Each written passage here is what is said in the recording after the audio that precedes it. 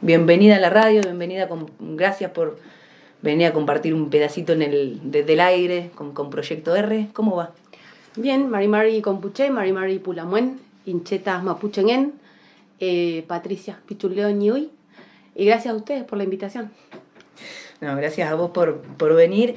Bueno, Patricia, generalmente en la ronda de mates nos gusta conocer a nuestros invitados, preguntarles, cómo empezó el camino de la militancia. Sos militante, me imagino, del pueblo mapuche. ¿Cómo fue tu infancia también acá en Bariloche? Conocer un poquito en la vida, abrir la ventanita de la vida, poniendo el foco siempre en la militancia. También preguntamos si sos hincha de qué equipo, a qué escuela fuiste. De River. Muy bien. Yo me acuerdo que cuando me comentaba Denis la invitación, y siempre recuerdo con mucho cariño la trayectoria que uno va haciendo, o la vida que uno va transcurriendo. Siempre supe yo que era mapuche, porque mi papá era parte del centro mapuche desde que yo me acuerdo. Él siempre se acercó buscando el origen de su apellido, Pichunleo, a ver si era mapuche. Eran otros tiempos, en la época de los 80, cuando acá en Bariloche estaban los espacios del centro mapuche, que fueron como espacios de organización que se dieron en ese momento, muy distintos a los que ocurren ahora, con definiciones también distintas, pero con unas ganas de autoafirmarse en la identidad, que era un montón en ese momento. Entonces yo me acuerdo que mi papá siempre decía, somos mapuche. Esa era una definición dentro de nuestra familia, y con mis hermanos, que tengo 2 hermanos varones, como que cada uno fue haciendo su camino, unos antes, otros después. Para mí siempre fue como muy movilizante ser mapuche, saberme quién soy. Desde muy chica iba al secundario cuando empecé a aprender y enseñar mapuzungún, tenía 15 años nada más. Y esa era una certeza, digamos. Todo el resto no eran tan certezas como la propia identidad. El resto de las cosas uno las iba viendo pasar con cosas que se van redefiniendo, repensando. Siempre con mucha alegría y con mucho amor de la identidad, digamos. Siempre en mi familia fue como la posibilidad de autoafirmarse fue también una cuestión de bienestar, porque el afuera siempre fue muy crudo para todos nosotros, ¿no? Que te digan indio de mierda en la escuela, esas cuestiones eran re fuertes, pero a nivel familiar siempre hubo una contención y un saber quién es uno, y eso es un montón, porque hay mucha gente que igual sufre todo eso, pero para adentro no puede como todavía autoafirmarse, ¿no? Entonces como pasan muchas familias mapuche, grupitos mapuche, todo el resto somos la misma familia, pero no se va asumiendo la identidad, digamos. Entonces parecemos como un chiquitito dentro de las propias familias. Así que ese andar empezó ya hace mucho tiempo, más de 20 años ya. Y decías, esos primeros centros mapuches en Bariloche eran más centros de resistencia, ¿qué es lo que pasaba ahí en aquellos años? En los centros mapuche lo que empezó es que había otro proceso que tenía que ver con el Consejo Asesor Indígena, que era el CAI, que era como una organización acá en la provincia.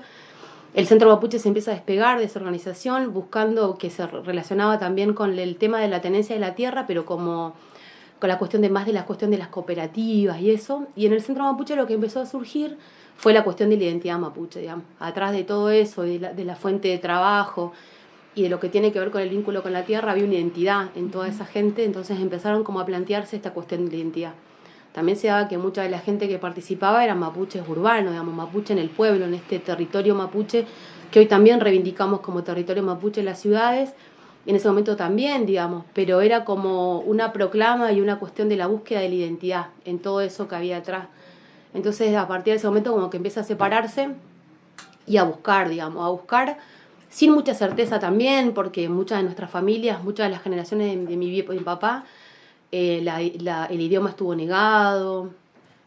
Todo eso se empezó a recuperar ya más con mi generación, digamos, cuando se empieza a volver a buscar la palabra de la gente, a volver a intentar recuperar el mapuzungún. En muchas otras familias no ocurrió eso. Claro. En las familias que estaban organizadas en este mundo mapuche que yo fui conociendo, pasaba eso, digamos. Sabíamos que éramos mapuche, íbamos a los camarucos y mucha más certeza no había tampoco, ¿viste? Esta cuestión de profundizar desde lo cultural, desde la identidad, desde el propio mapuzungún, es algo que tampoco es tan lejano en el tiempo, ¿no?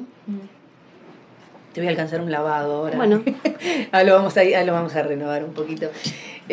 Patricia, vos, recordabas los años 80. En el 87 fue aquella primera marcha que se hizo desde acá, desde Bariloche hasta Viedma, en reclamo era para la conformación, decime si me equivoco, Sí. del Consejo Asesor. ¿Así? Sí, en ese momento se reclamaba parecido a lo que hoy, porque ahí surge la ley integral del indígena. Ahí está, exacto, eso era. No, quería llevarte a eso porque después vos formaste parte también 30 años después de esta movilización que hubo en abril desde Bariloche a Viedma por la modificación del Código de Tierras. ¿Cómo fue esa experiencia? Hermoso el recorrido. Salimos de Bariloche un jueves y arrancamos a andar hasta Pilcanelló, Belimay, hasta Pilca, hasta Comayo, que en Comayo nos esperaba gente. De ahí seguimos a Jacobasi, que nos esperaba la abuela María Torres Cona con un fogón en la entrada del pueblo. Íbamos en 2 colectivos y casi sumaba más gente. Hicimos noche en Jacobasi, hicimos ceremonia en la mañana, después seguimos por todos los pueblos. La verdad que fue un reencontrarse muy lindo, porque la marcha tuvo como ese espíritu de reivindicación y de movilización, que también tiene que ver con una... Después de eso, en el tiempo, hay que ver cómo se va sosteniendo y cómo se sigue levantando eso. Pero el pueblo mapuche movilizado es re interesante, porque en todas estas instancias de parlamento que existen a nivel provincial, muchas veces están esas discusiones, pero son discusiones en una mesa, digamos, en un espacio más que se van tomando definiciones, pero salir a la calle, salir a los pueblos, recorrer todos esos pueblos y llegar a Viedma, fue un momento re interesante. Para mí fue re movilizante encontrar tanta gente que hace tantos años que no nos veíamos, gente como emblemática dentro del mundo mapuche. Uno recorre, no sé, la abuela María Torres Cona, Fidel Guarda, gente como que durante toda su vida uno los ha visto en todos estos años siempre reivindicar esas cosas. Nos pasan los años a todos y seguimos parados en ese lugar de reivindicación de nuestro territorio, de nuestros derechos, de nuestra identidad.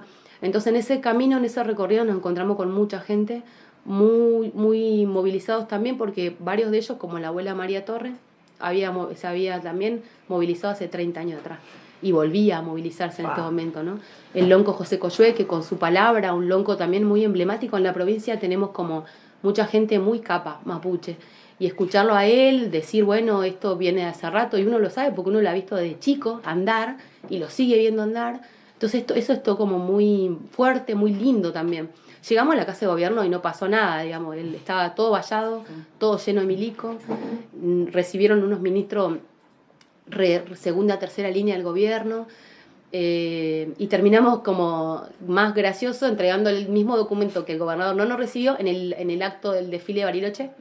Estaba en el palco y aprovechamos de entregarle el documento ahí, pero más allá del documento, ¿no?, que es hasta anecdótico, la política del Estado siempre es poca, digamos, siempre se ve, no se hace política pública con nosotros, el pueblo mapuche en la provincia. Entonces esa demanda siempre va a estar presente porque estamos muy lejos.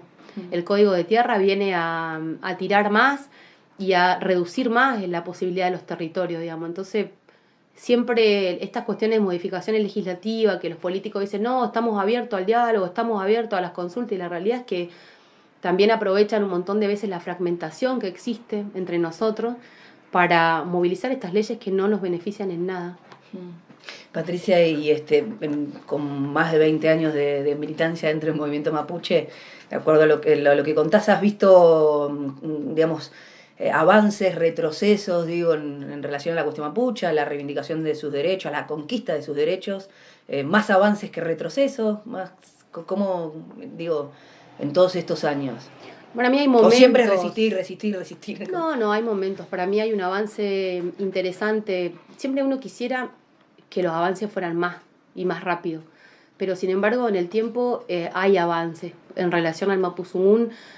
Muy bellamente yo veo un momento muy interesante. Veo que hay mucha gente que está reaprendiendo el idioma. En el idioma hay una clave re importante que tenemos que volver nosotros a reivindicar.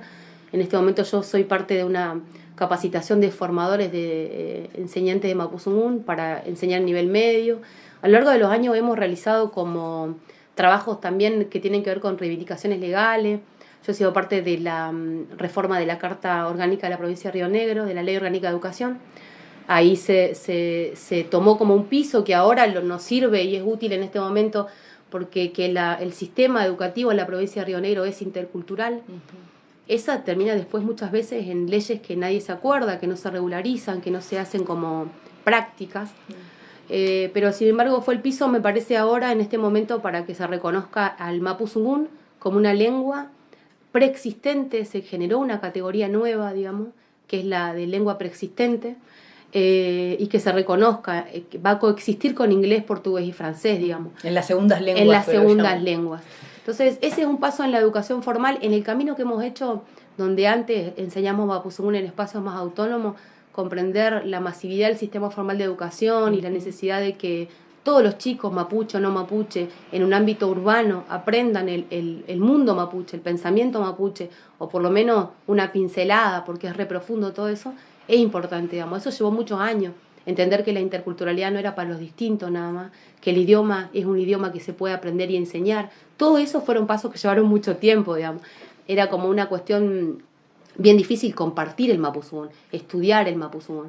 En una escuela, con jóvenes, adolescentes, que sean o no sean de identidad mapuche. Entonces me parece que ese es un avance importante y en relación a eso me parece que hay muchos avances que se han ido dando, pero también la política represiva del Estado también ha ido en consonancia creciendo. Entonces yo también veo con mucha preocupación esto que está pasando en muchas comunidades. También yo entiendo que la respuesta a esa política represiva siempre es fortalecernos en nuestras organizaciones y en nuestras comunidades. Parece que esa es la parte más que ojalá podamos nosotros sostener en el tiempo, que es fortalecernos a nivel organizativo, a nivel comunidades, a nivel militante, digamos, porque uno puede estar en una organización o no estar, digamos, pero su militancia y su identidad la va a llevar toda la vida. Yo he pasado por espacios y me he ido de muchos espacios, pero hay una cuestión que es indudable, que yo siempre voy a hacer desde lo mapuche. Esa es mi desde el lugar donde esté siempre voy a estar cerquita de lo mapuche. Yo nunca estuve en un partido político, nunca estuve en, digamos, la política que conozco es la mapuche. Patricia, decías recién, bueno, el avance en materia de la ley de educación en Río Negro, también Bariloche, por ordenanza, se declaró municipio intercultural, digo. ¿Eso es solo un título? ¿Se ha podido avanzar, digo, en instalar, digamos, Bariloche como un municipio, una ciudad intercultural? Mi opinión es que vos vas al Consejo Deliberante y hay una buenfolle y hay unos cartelitos en una vidriera que dice municipio intercultural, ¿viste? Más que eso no he visto. Viste, siempre una declamación de cosas que no se concretizan, digamos. Nosotros, si realmente hubiese un municipio intercultural, debería haber una política vinculada con eso. No la hay, digamos. Los políticos no se sienten interpelados por nosotros los mapuches, para el Ejecutivo Municipal, para hacer cuestiones que son prácticas, digamos. La práctica política no está llevada. Hay mucha cuestión folclorizadora. Viste, te ponen la buenfoy, te ponen un mapuche todo vestido, los instrumentos y todo, y pareciera que esa como diversidad que se muestra como termina siendo una folclorización, viste. No hay políticas reales que tengan que ver hay en el municipio, alrededor y dentro de lo que es hoy elegido de Bariloche, hay un montón de comunidades. Entonces a veces se usa también desde el Estado esta cuestión que nos ha fragmentado siempre, que es vos quién sos, digamos, sos de una organización, sos de una comunidad, te quieren encapsular en eso, entonces le damos legitimidad a las comunidades, no te damos legitimidad a vos, organización mapuche. Hay una intencionalidad también bien fea de muchos políticos del Ejecutivo que tienden a esa fragmentación, ¿viste? Entonces como que buscar los voceros, fragmentar, ¿viste? Siempre la misma receta, y eso termina siendo un colador. Mari, sabes que, bueno, hace un ratito Laura compartía con nosotros unos pensamientos de Fran Lanfré, esto de, bueno, cuando me duele la garganta, me tomo Yantén, y cuando me duele la muela, Nautrón, ¿no? Con respecto a los Lagüen, quería consultarte, porque también hay un trabajo y también toda una política estatal de no abrir, no avanzar sobre las cuestiones medicinales, sobre las cuestiones de las plantas. Que nos gustaría que nos expliques cómo es ese proceso y ese trabajo. La realidad es que ha habido mucho problema desde hace un par de años atrás en los puestos aduaneros para pasar los Lagüen. Los Lagüen, para contarle a la gente, son medicinas que son preparadas a base de hierbas y de plantas que son previamente hervidos y que tienen que ver con cada persona, digamos. No es una industria farmacéutica la que hacemos los mapuches. Uno va a un machi, el machi te ve y te dice, te pasa esto, necesitas tal Lagüen. Te prepara en unas botellas unos compuestos hervidos y vos los pasás y lo tomás de acuerdo a lo que el machi te diga. Eso es para cada uno su tratamiento, digamos. No es que me duele lo mismo que a vos y tomamos lo mismo. No, cada uno tiene su proceso. En los pasos aduaneros lo que pasa con el SENASA es que empezó una cosa de, bueno, revisar, ver que eso no lo podíamos pasar y empezó a tirarle los lagüen a la gente. El SENASA como órgano de control del Estado.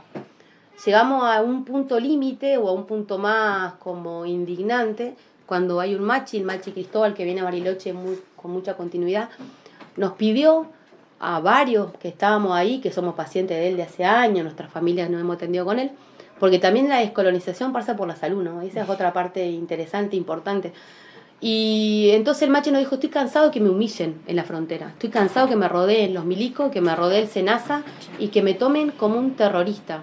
Yo soy una autoridad mapuche, me tienen que valorar como tal.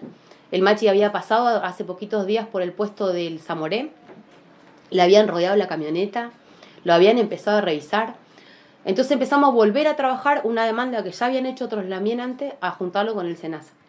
Esto no pasa como una cuestión de concesión del Estado, digamos. Lo que pasó fue que se ocupó pacíficamente el SENASA una vez, prometieron una reunión en la que no fueron, el encargado del SENASA a nivel provincial, Patagonia Norte, que se llama Sánchez, de apellido Sánchez, dijo que sí, que hubiera una reunión, no fue. Que no es Denise. No es Denise. No. Capaz que es pariente tuyo. No fue a la reunión o volvimos a ocupar el SENASA. Y ocupamos el SENASA durante un día y hablamos con Dillon, que es el presidente del SENASA, que está en Buenos Aires. A empezar a decirle, empiecen a hacer una mesa de trabajo, empecemos a construir una mesa de trabajo porque esto no se puede aguantar, digamos, si se sabe que no hay ningún riesgo, porque el SENASA dice que hay riesgo fitosanitario, que podemos traer una planta, podemos traer algo que desate una plaga acá de este lado, digamos. A nosotros nos parece una ridiculez, no hay ninguna posibilidad de que un remedio hervido cause nada, digamos. Nos parece hasta caprichoso que le hayan tirado a tanta gente. La gente hace un trabajo enorme, se va desde su territorio donde sea, cruza la frontera, busca a su machi, le paga al machi, se trae su remedio, llega a la frontera y se lo tiran. Y la gente no va a joder, la gente va porque se siente mal o porque tiene alguna necesidad de salud.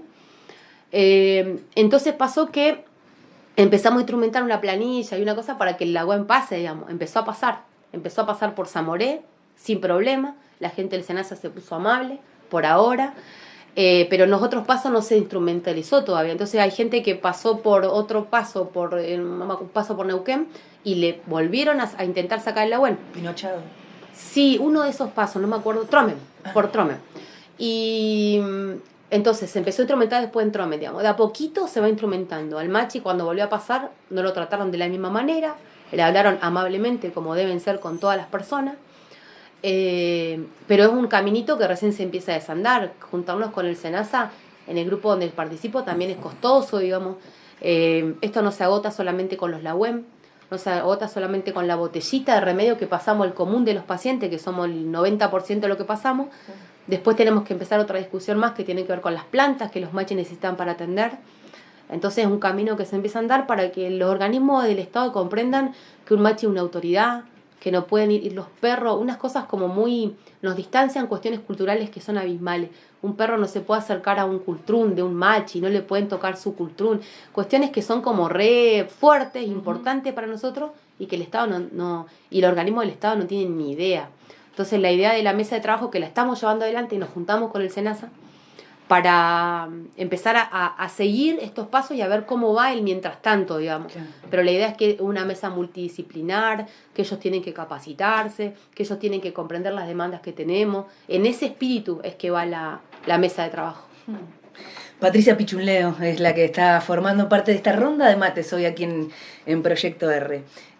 Patricia, en los últimos tiempos, digamos, el pueblo mapuche está en el foco de la prensa hegemónica, en el foco de las políticas represivas del gobierno nacional. Digo, se intenta poner por lo menos en mi punto de vista, crear, ¿no?, ese enemigo interno, como han llamado mucho, en el pueblo mapuche. ¿Vos ha pasado en otros momentos? ¿Cómo la ves? Digo, ¿cómo te pasa esto que son últimamente en tapa de los diarios, los principales medios de comunicación, bueno, las políticas represivas de manera literal que se han desarrollado en estos últimos tiempos, digo, más allá que es cierto que el pueblo mapuche ha sufrido represión siempre, digo, pero en este presente donde están en el foco de la prensa hegemónica y la política pública en ese sentido solo es represiva. ¿Cómo estás viendo esto hoy?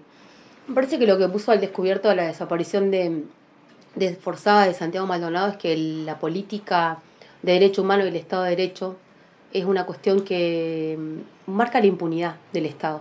El Estado pudo y lo hizo y desapareció una persona. Esto de fondo y el contexto donde desaparece Santiago Maldonado es una reivindicación territorial. Entonces muchos medios hegemónicos, alguna población muy fascista en Argentina y en Bariloche particularmente, se vienen a enterar ahora de que hay pueblo originario, digamos. Frente a eso siempre hemos sido invisibilizados. La demanda territorial en los medios hegemónicos siempre ha sido invisibilizada y hoy es desmerecida, deslegitimada. Entonces, lo que mismo que pasa en todos los ámbitos pasa en los medios hegemónicos. Entonces tenés que dar cuenta que sos mapuche, tenés que dar cuenta que sos de ese territorio, tenés que dar cuenta que no viniste del otro lado. Entonces, no hay un tratamiento real, profundo, de la problemática mapuche. Lo que hay es más estigmatización. Los medios colaboran con esto, los medios hegemónicos colaboran con la estigmatización. Me parece que el momento de represión es re fuerte. Han atacado el LOF en Resistencia Cusamen, está en el foco de la represión y tienen una postura con respecto a eso. Ellos tienen una postura que muchas veces no es compartida por otras organizaciones y por otras personas y comunidad del pueblo mapuche, pero también avanzaron por Neuquén, también avanzaron en la línea sur. Lo que se ve es una avanzada represiva importante, que empieza en un lugar con la gente vuelta al río también, una comunidad también con mucha historia. También atacaron ahí, digamos, lo que se vive es mucho, lo que se ve es la avanzada represiva del Estado. Y esto, la lucha de fondo es la lucha por el territorio. Parece que ahí es donde tenemos que focalizar porque hay una concentración terrible del territorio en manos de argentinos y extranjeros y una pérdida del territorio enorme de las comunidades mapuche. Y nos parece que frente a eso lo que está pasando es esa lucha y esa disputa territorial. Hay que comprender qué significa el territorio para los mapuches. Me parece que ahí está la discusión más profunda que me parece que tenemos que dar. El territorio es más que tierra. El territorio mapuche es gente de la tierra y hoy somos gente sin tierra. Entonces hay que comprender profundamente qué significa el territorio para nuestra gente, qué significa para nosotros hoy. Y me parece que ahí está la cuestión más de fondo. Del Estado esperamos palo, de nuestra gente y de la gente mapuche yo espero como más también, más conciencia. A mí me pone muy triste porque yo a la mayoría de la gente conozco, a la gente del LOF en Resistencia Cusamen conozco a muchos. Yo no estoy de acuerdo con muchos planteos, pues yo los conozco, yo sé que son consecuentes con lo que ellos piensan, más allá de que uno no lo comparta, son consecuentes. El tema es que frente a la confrontación con el Estado, nosotros tenemos piedra y ellos tienen arma, nos queda contar los muertos y yo eso es lo que no quiero, digamos. Me parece que ahí tenemos que, sobre todo, privilegiar la vida de la gente. Necesitamos gente viva, gente que luche, pero que esté viva y que no esté rota, digamos. Como hemos visto, las represiones han sido terribles, han sido las consecuencias corporales y las lesiones que le han quedado a mucha de la gente allá son muy bravas, ¿viste? Entonces me parece que como que tenemos que buscar algunos acuerdos, ahí es difícil construir también acuerdos, pero comprender que la vida es algo fundamental, ¿no? Patricia, la última pregunta, nuestro programa se llama Proyecto R, generalmente a nuestros invitados les consultamos si tienen algún proyecto en mente que arranque, que empiece con la letra R. Tengo un montón de problemas con la letra R. No se me ocurre ahora ninguno. ¿Puede ser River? No. Puede ser, no creo. Sabes que cada vez le doy menos bola, así que no creo. No sé con R, mira. Tendría que pensar alguna palabra. Bueno, podés pensarla, nos las mandás por WhatsApp sí. y la pasamos en un ratito. Sí. Patricia, muchísimas gracias. Gracias a usted. Patricia Pichuleo pasó por Proyecto R esta mañana de sábado a compartir esta ronda de